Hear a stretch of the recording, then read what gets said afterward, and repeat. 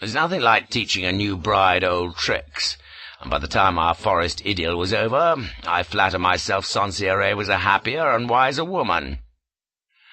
10 days was enough of it, though, for she was an avid little beast who preferred quantity to quality, unlike Elspeth, for example, whose beguiling innocence masked the most lecherously inventive mind of the last century, and whose conduct on our honeymoon would have caused the good citizens of nearby Troon to burn her at the stake if they'd known.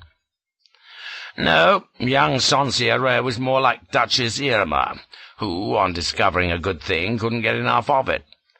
But where rogering had melted Irma's imperious nature to the point where she was prepared to await her lord's pleasure, my spirited Apache knew no such restraint.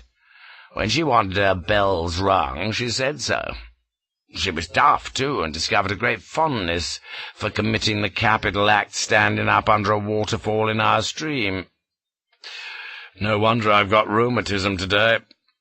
But it's worth it for the memory of that wet brown body lying back in my supporting arms, while the water cascaded down over her upturned face, with me grinding away up to my knees in the shallows.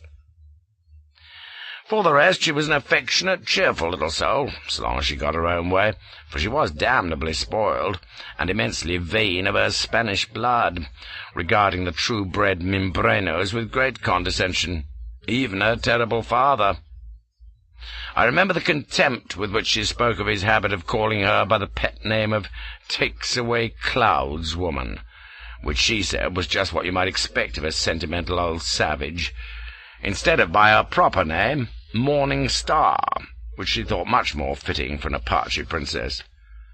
"But it suits you," says I, stroking away at her leggings. "You take away my clouds, I can tell you. Besides, I like your fanciful Indian names. What's mine, by the way, apart from White Eye?" "Don't you know?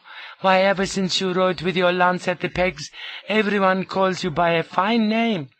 White's rider goes so fast he destroys the wind with his speed."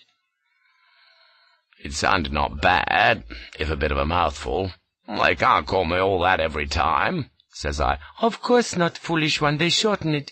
He who breaks the wind, or just windbreaker." She was in dead earnest, too. "Why, don't you like it?" "Couldn't be better," says I. Just my luck to get one of their names that contracts to something frightful when translated.